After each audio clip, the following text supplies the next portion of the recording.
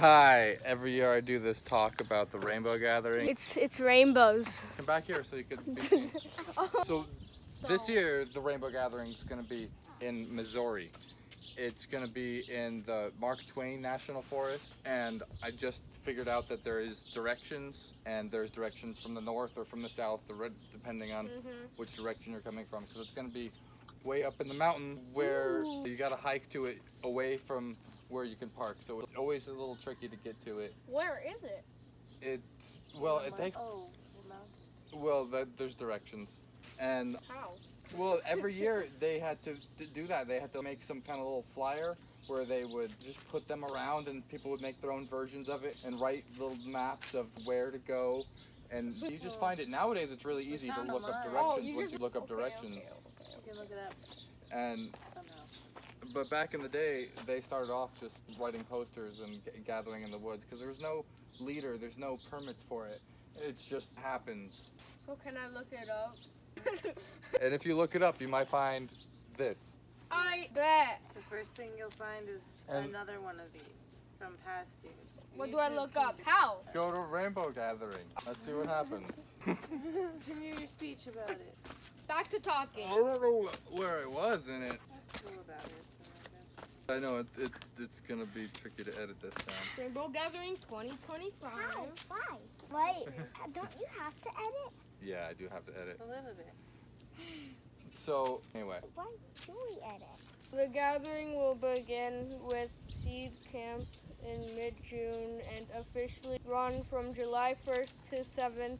yeah. So seed camp is already there. There's people that get there early and set up kitchens and set stuff up. It's all volunteer work. Nobody's like paid or assigned any work. They just kind of, it's a free-for-all of who wants to do what. And it manages to happen, and that's the magic of the rainbow. One of the many magical things of how it doesn't manage to ever happen with this anarchistic government that emerges from people trying to be completely free and accept anybody, but then we have to make some exceptions and rules. Like, there's the philosophy of the gathering from when it started was to have a back to the land movement of sustainability and how can we live with the land. And here's notes. I'm gonna start over. This year in 2025, the Rainbow Gathering will take place in a Missouri National Forest, in Mark Twain National Forest. And most people honestly don't know what a Rainbow Gathering is or have just heard about it and not actually been there. And even if you have been there, there's so much to experience there that you might have a completely different idea of what it is than somebody else that has been there. So to try to explain what the Rainbow Gathering is to somebody that hasn't been there is a tricky thing to do. I keep trying though, and I keep doing my best. The main thing to know is that there is the big Ohm on the 4th of July. There is a silent all morning and an Ohm circle with thousands of people holding hands and ohming, and it's this big buzz of a vibration of a prayer for world peace that everybody's joining into. You have to stand back a little. That's cute. Another question people often have about the Rainbow Gathering is how much does it cost?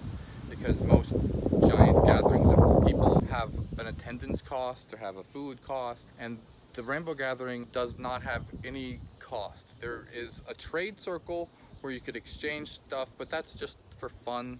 There's the cost to get there. There's the cost of the travel to get there on your own.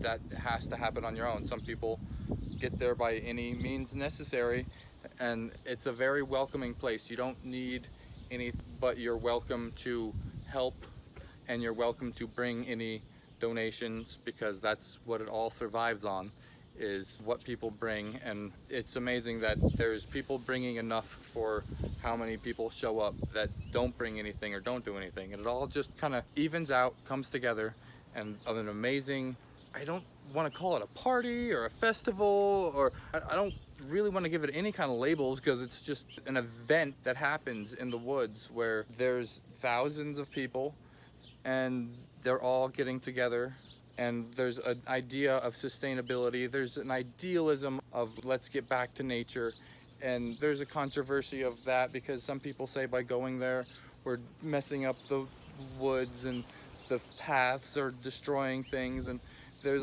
some people say that, but some people say that we actually clear out and pick up more trash than we go further into the woods and pick up trash from hunters. There's a cleanup crew that's really dedicated to trying to clean the place up a lot. And there's the Forest Service that comes in, which is another tricky thing for them because they want to find a leader, and there's no leader for them to talk to. So there's just us. Who's us? Nobody knows. So they really want to have their claws on it to make it the part of the system, because why does this work? Where are these people coming from? They want to shut it down from happening, but it can't be stopped. There's always rumors of cancellation, and always ignore rumors of all cancellation. So even back in 2020, they tried to stop it. Some people did go. There's smaller ones that happened because it just is always happening. So anyway, let's see. I probably did. After you follow the directions of finding the parking, it's very important to find the welcome home and find the next camps that are further in, and find the main meadow where there's the dinner circle that happens.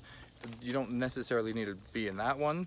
I would recommend finding a kitchen that you like the people and you find the vibe of them, because every camp is their own neighborhoods, like a whole city that builds in the woods, and then the whole city that builds in the woods, then it has to be disassembled and has to leave, and it all just pops up for a week. But it functions like a city where there is just a lot of people doing what a lot of people do, and it's just a festival-ish kind of thing with music. There's lots of people playing music in drum circles, and what else? What? Yes, tea kitchens and coffee kitchens will make food, and there will always be available food for whoever shows up. And there is no cost to any of it, which is a thing that is kind of unheard of for most of Babylon, which is the rest of the world, that's what they call it. Everywhere else is just Babylon, which is the normal world to us. But it's just the money-driven world that we're trying to think of a new system. What if there was a way of functioning where nobody was in charge and there was no money? And it throws the mind for a loop to think that there can be a different way to be. And some people really love it and some people really don't. And it's just an experience that is out there to be had, and you can experience it if you want. It is available. You are welcome there. Anybody with a belly button is part of the Rainbow family.